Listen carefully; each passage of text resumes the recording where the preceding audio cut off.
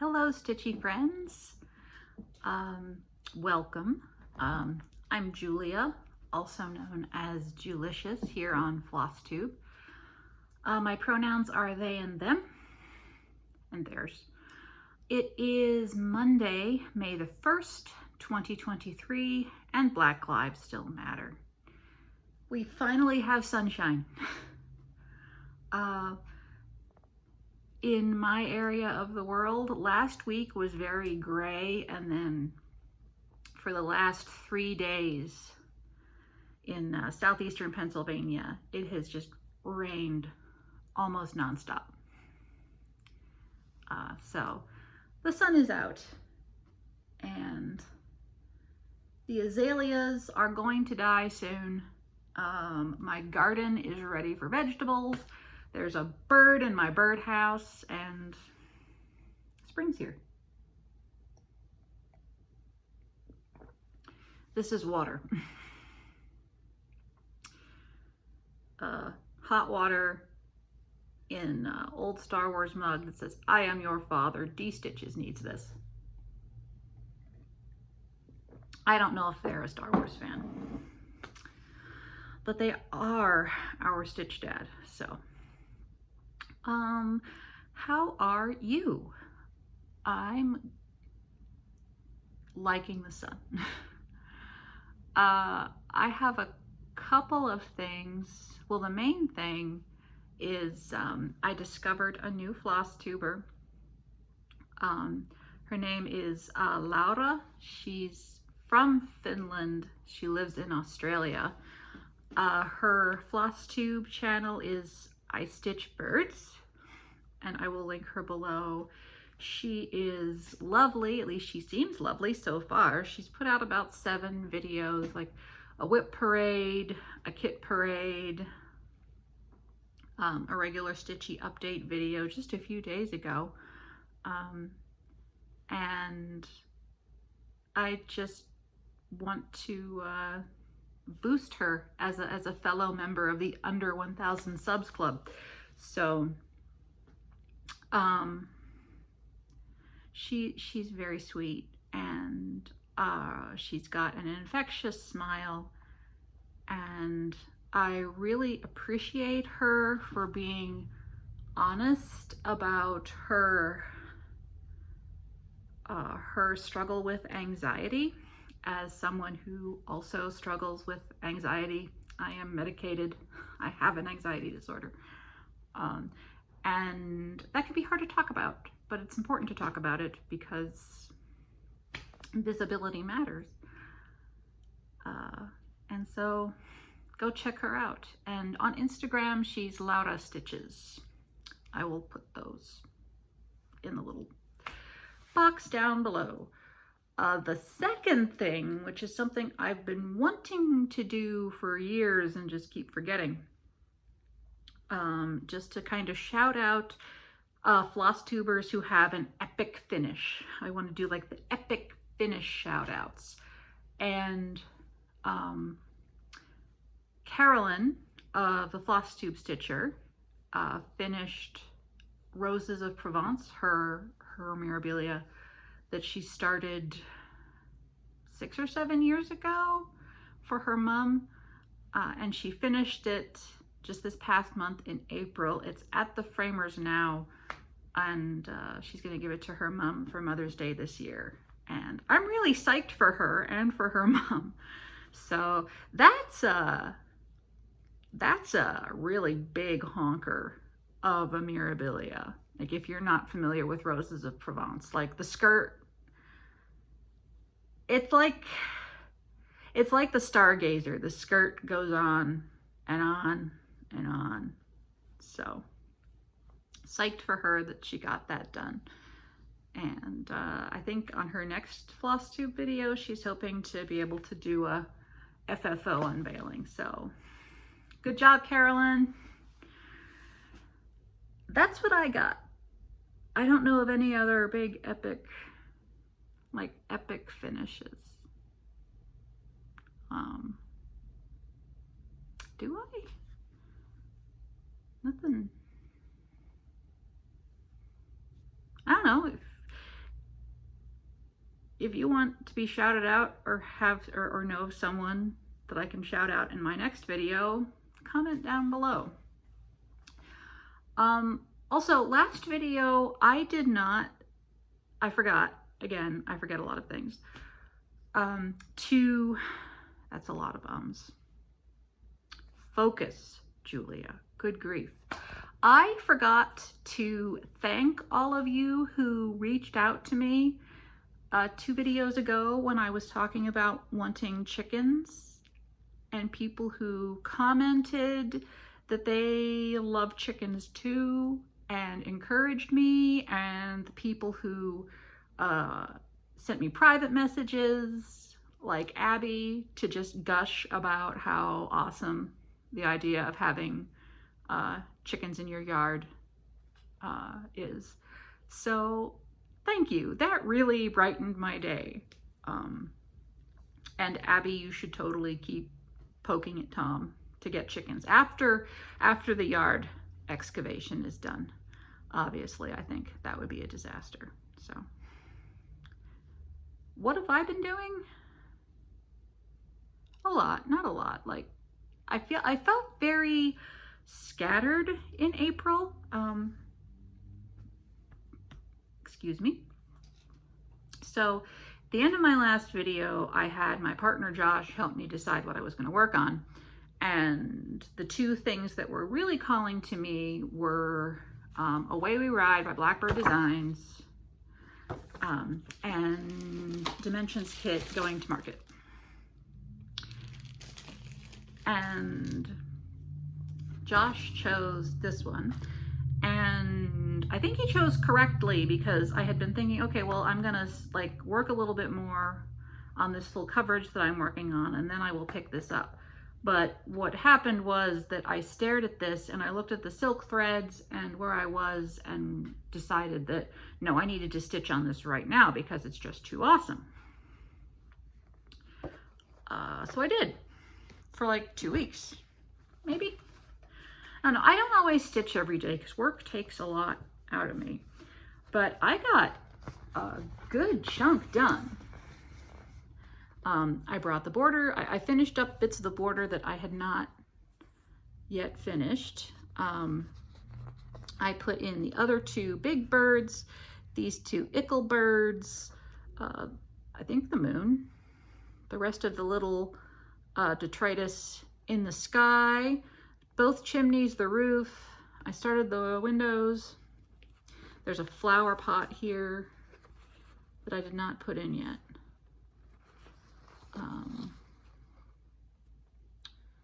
It's so good. It's making me want to stitch on it again, actually, which is not a bad thing. So this I am stitching on 40 count linen from Color and Cotton. The colorway is called White Tea. It's a very subtle off-white. Hints of greenish here and there, but not really. I think the flosses show up beautifully on it, and I am using a floss pack that Vicki Clayton of HDF Silks put together for this, and I love it. The silks are beautiful to work with. This is looking so good. It's almost like, this is like the halfway point on the pattern. That's still a lot of stitching to do, but it's not humongous.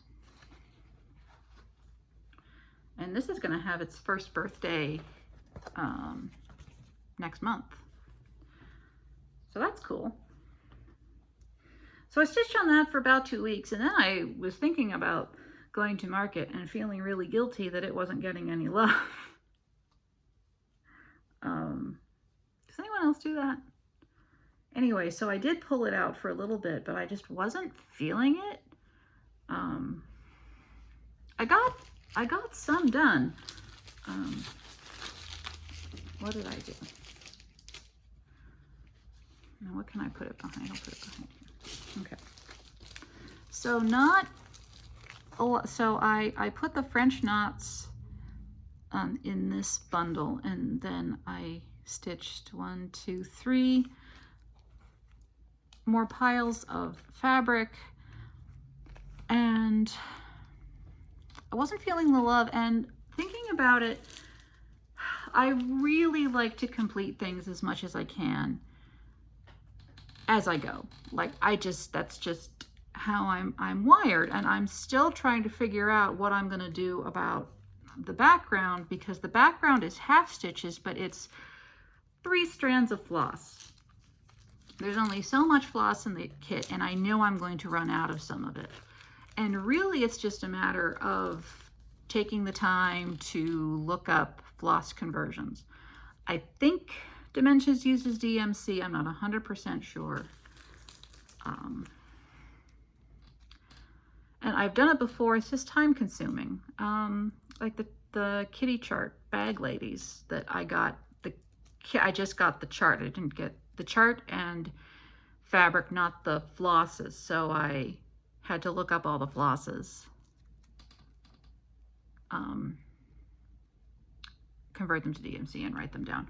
I know it was pain, and it gave me a headache. I'm gonna do it. It's just, I didn't want to. This time I wanted to stitch, but the stitching wasn't very satisfying because there's a lot of back stitching. Not a lot, but there's back stitching in here to kind of make some definition. And I don't like to back stitch unless all of the stitches and half stitches surrounding it are done, because I don't like to stitch.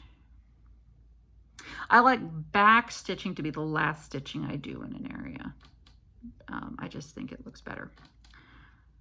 So, I mean, it's better than nothing. That's probably 150, 200 stitches, so still.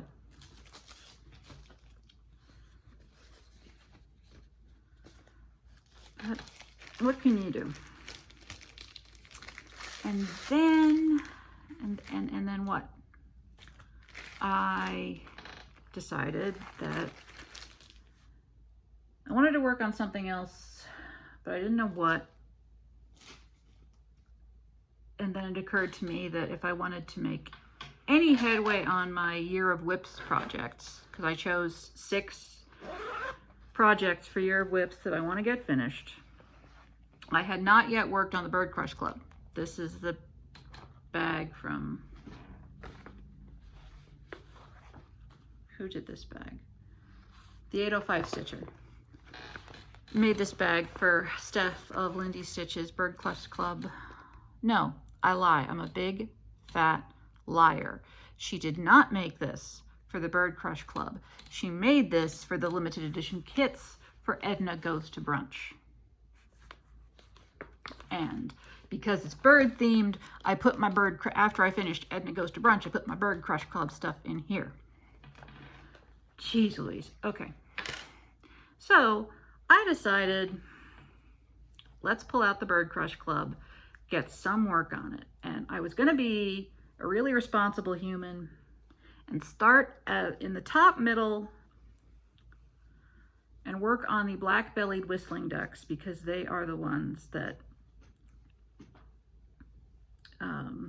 had the most stitching that needed to get done. And as you can see, I did not. I filled in a little bit on this guy's tummy, and I started to fill, I think this here, and then there's another color that's just solid stitching from like right beside the W over. I think that's going to be really good for like family movie night stitching. I'll just get the outline done and then just in hand just do it, because this is 40 count. XJU Design linen in lamb's wool. So I got really impatient with the whistling ducks, and so I moved down and I finished the black-throated gray warbler. That was fun. And then I started working on the lazuli bunting, which was where I stopped this morning, actually, because I'm gonna try to do some more focused stitching in May. So that's coming along. The whole thing looks like this right now. There are 12 individual patterns. I have elected to stitch them all on one piece of fabric, likely to turn them into a wall hanging, likely to be a gift from my mother-in-law because she loves birds. I mean, I like birds too, don't get me wrong, but I just wanted, I got inspired. I was like, oh, she'd love that. And so that's what I did. That's what I am doing.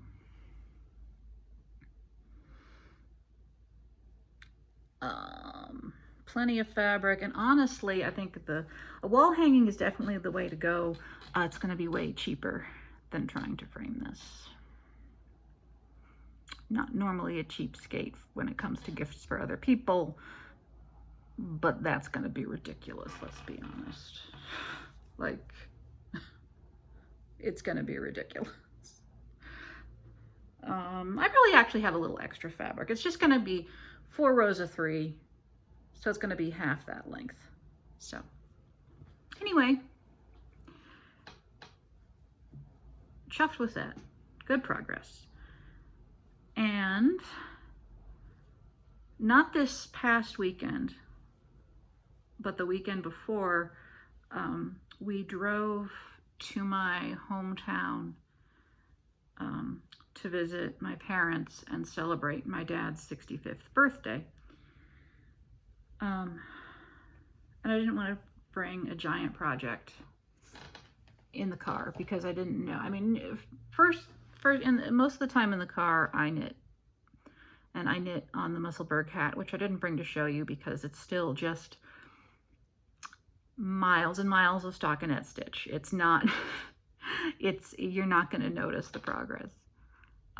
But I am still working on it. What I did bring, that I actually ended up working on in the hotel room, was another Lindy Stitches pattern, the Raven's Needle book.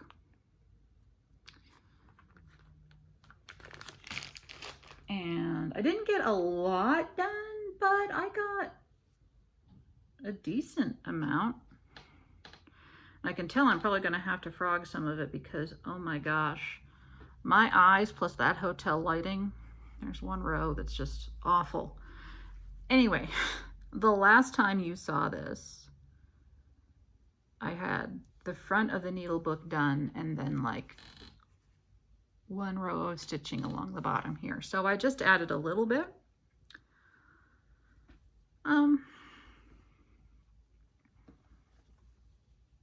But this is perfect for traveling, and it'll get done when it gets done. I'd love to have it done this year because it's very small, but it might not, and that's okay. This is the year of no pressure.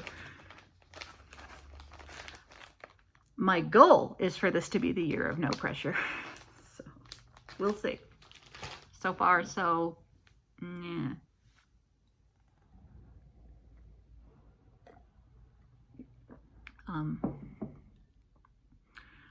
What I've put in the Q snap now, because I want to really push towards some finishes in May. I say that this is the year of no pressure, and then immediately after I say May, I'm going to push for some finishes. Make it make sense. No, but really, this needs to get done. The Voyage Home, by Cricket Collection, Vicki Hastings. I forget when I started this. This is at least 5 years old, probably 4 or 5 years old. It's got a quote from Herman Melville, "All voyages are homeward bound." It's got a lighthouse and some boats.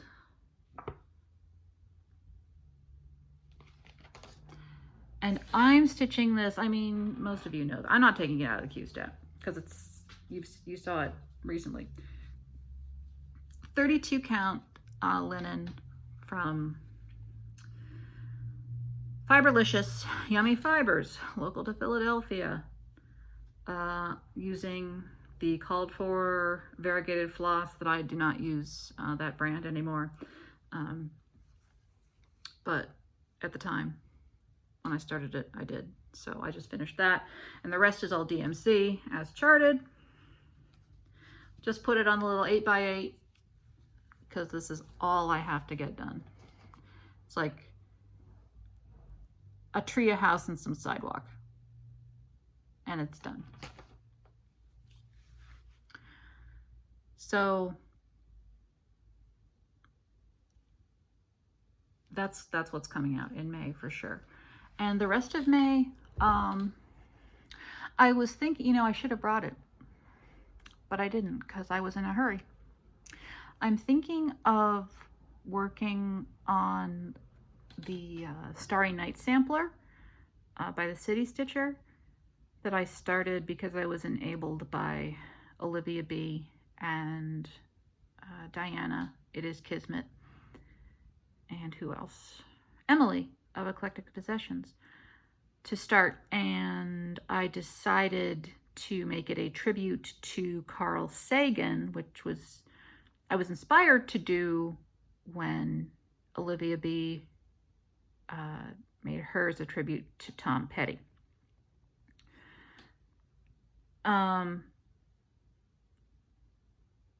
Really, the biggest stumbling block for me right now is getting Carl Sagan's name stitched. I think it's four-sided stitch. I can't get it to look right. Now, granted, I have not looked up any like video tutorials yet, and I know it can be done. I mean, it's really simple. Mine just looks really crappy. So that's my current stumbling block. But I think I'm just gonna do it. Just pull it out and do it. Or if not, you know, I'll stitch some more trees and work on the vine going up the other side. Maybe do some of the satin stitches. So there's progress to be made on it. So that is likely what I'll pull out in May. Another thing I noticed in this bag that I keep the blackbird in, speaking of Olivia B, I bought this bag from her and it's lovely. I started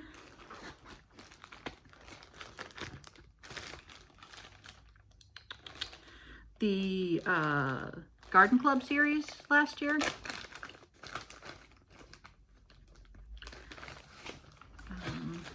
Specifically, I started the basket of cherries.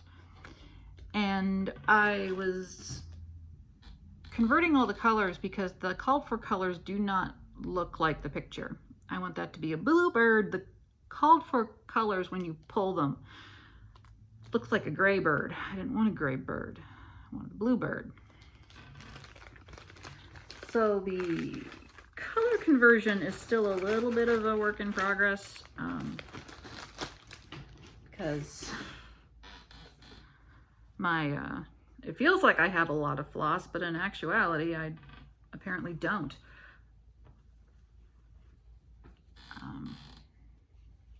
So there's what I have so far. My plan is to stitch all 12 individually and then get some coordinating fabric and make a small quilt out of it to hang, because apparently I like that now. What is this? This is a 36 count. Picture this plus in something. The tag's probably in the bag. I know this is 36 count and this picture this plus. And this is what I got done so far. I'm doing a lot of color and cotton threads because I have a lot of color and cotton floss, but not enough to do a 1-for-1. So this might be something I pull out in May too. Apparently I stitch a lot of birds too, Laura. Just looking at all my whips, lots of birds.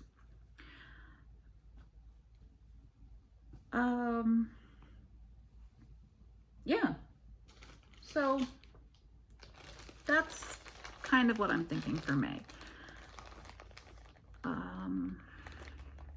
Lots of folks are doing Stitch Mania still, which is fun to see. I've been enjoying watching people's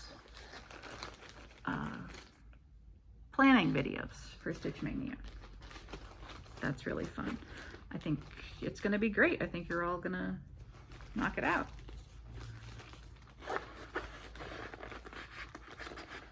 I'm running out of things to talk about, which is not a bad thing. We're under half an hour. I tend to get... I'm going to stop fighting with that. I'll fight with it later. I wanted to talk about some books, and it just occurred to me that I don't remember the authors' names. But I can link the Goodreads, I can put Goodreads links below, so that problem kind of gets solved. I love a good ghost story. I cannot get enough of ghost stories. And I was in a little bit of a reading slump, so I was poking around on Audible, and I found this book by an Icelandic author whose name I can't remember. She writes a thriller detective series that I have not read, but I would like to check out. But she wrote this book called I Remember You, and I went in with an open mind, but I was like, some ghost stories are crap. This ghost story was not crap. This ghost story was properly creepy, and it was internally consistent. There were no Scooby-Doo, hand wave, Deus Ex Machina moments. It was good.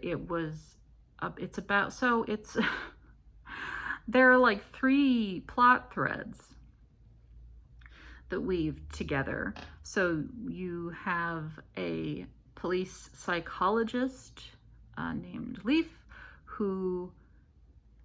Is it Leaf? No. Freya. Who is divorced. His marriage did not survive the disappearance and likely death of his young son, who was never found, presumed dead. And he is asked to help the police sort of figure out the psychological profile of someone who defaced a preschool in their town, a little bit north of Reykjavik,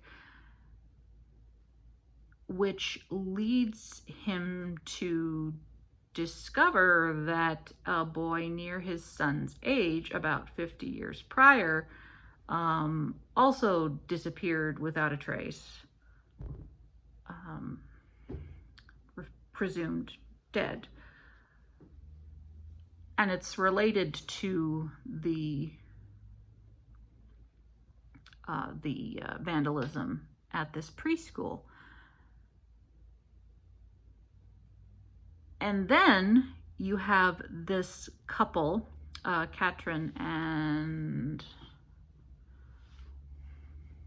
So I'm not good with the Icelandic, the Scandinavian names.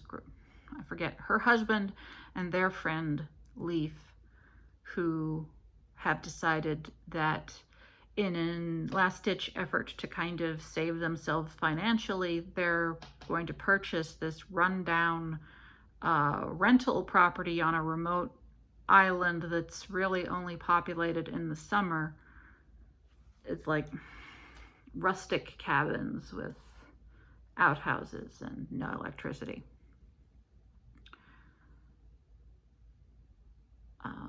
And it seems like the house that they're trying to renovate is haunted because weird stuff's going on. And all of those, and those 3 threads are connected. Very good.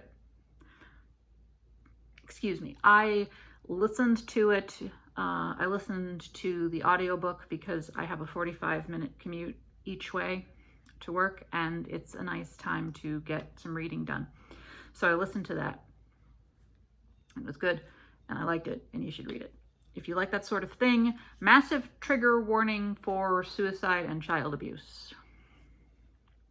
Just as a warning.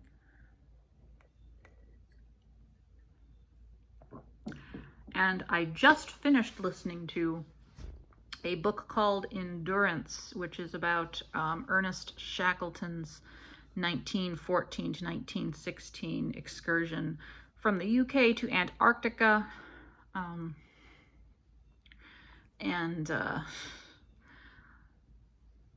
That whole ordeal.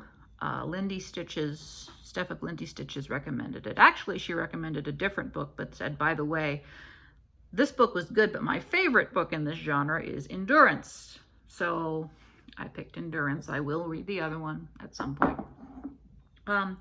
So I did not know that Antarctic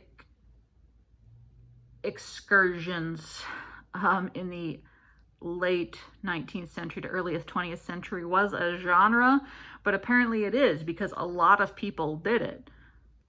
And it was not easy. It was incredibly dangerous. And you were risking your life a lot of the times. Actually, spoiler alert, I mean, it's not really a spoiler. I mean, it's kind of a spoiler, but not a very big one. Like, I was surprised that no one from the expedition in 1914 died. I kept waiting for starvation, death, and capitalism. That's a whole other horror story. But cannibalism. I kept waiting for the starvation, death, cannibalism cycle to start, like the Donners, like the whale ship Essex, like, you know, that didn't happen. That said, it was a rough read because these men could not catch a break.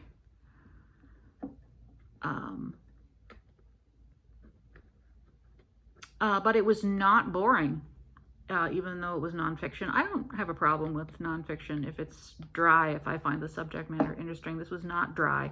It was pretty approachable. And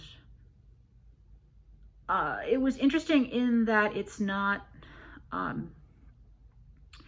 it happened during the same time as the early part of World War I, but they were so isolated. Like, I forgot about World War I because World War I was not on their radar. They were in the Antarctic Circle. And World War I was really just starting when they left England. So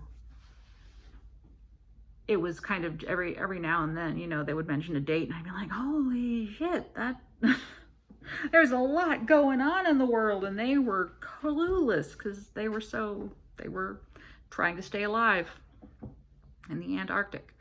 So yeah, good stuff. If you like that sort of thing, or you think you might like that sort of thing, I'd recommend it. Give it a go. And the audiobook is the narrator did a good job.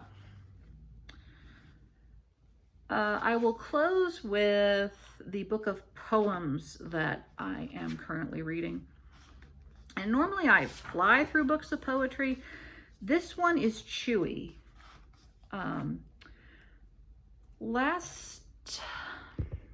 Late summer, early fall, I was on my way home from work and I was listening to Fresh Air on NPR. I think it was Fresh Air. Was it Fresh Air or All Things Considered? I don't remember. They were interviewing this poet about her work and about this book. Her name is Safia El Hilo. I think that's how you pronounce it. She is Sudanese by way of Washington, D.C. So I'm pretty sure the double L sounds like an L. But I'm not even pretty sure. I'm guessing. If you know that I'm incorrect, please tell me. This book of poems is called Girls That Never Die. And it's very chewy. Intimate poems that explore feminine shame and violence and imagine what liberation from these threats might look like.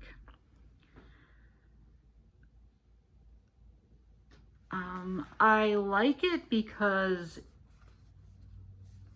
I'm not familiar, I was not familiar with the culture that this woman comes from at all. I have the just like barest amount of knowledge about Islam to have an intelligent conversation about it. I know when Ramadan is and why Ramadan is important. And I know that Eid marks the end of it. I know the basic tenets of Islam. I know the basic daily routine, like the praying 5 times a day, facing east. I know about the pilgrimages to Mecca. I know about the great turmoil within the community of people who practice Islam regarding female genital mutilation. And that is all, like, that is the extent of my knowledge. And like many religions, it looks different depending on the culture of the part of the world that the followers are from. Sudan, in this case. So I will tell you that if you read it, there is discussion of female genital mutilation. It is not, at least so far, I'm about halfway through, it is not a graphic discussion. Like if you read the book Infidel by Ayaan Hirsi Ali, she describes it happening to her when she was 5, which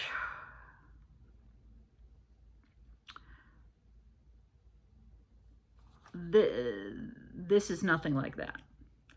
The euphemism that this author uses, which I get the impression that's kind of the euphemism that's used when it's discussed within the circle she travels in, is cutting. I'm talking about cutting, is specifically discussing FGM.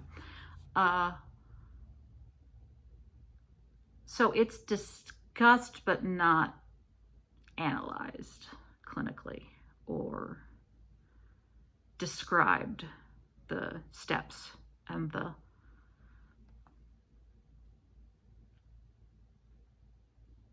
you're not going to get grossed out, horrified, and traumatized by a description of mutilation, is what I'm trying to say.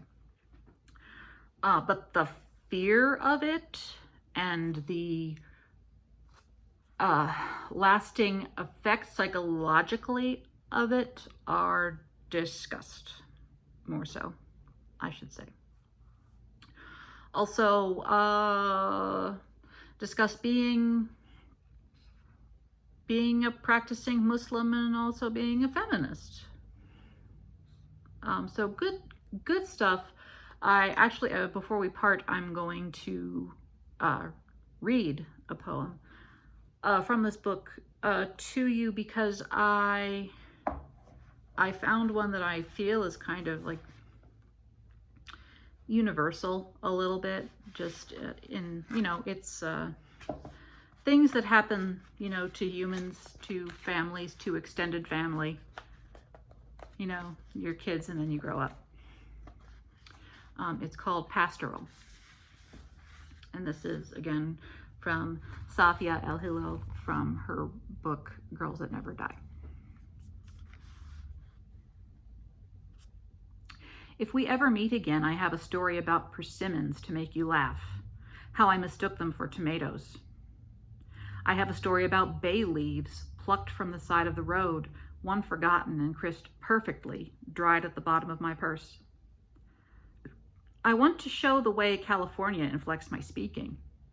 California in its frankness, long seasonless line, clear clauses, the bay and the lake like parentheses, days like an orange peeled in that unbroken spiral. I place inside me figs and nectarines, gnarled tomatoes of the season, limes split and salted to eat like we did in childhood, collected as cousins, faces always sticky with fruit.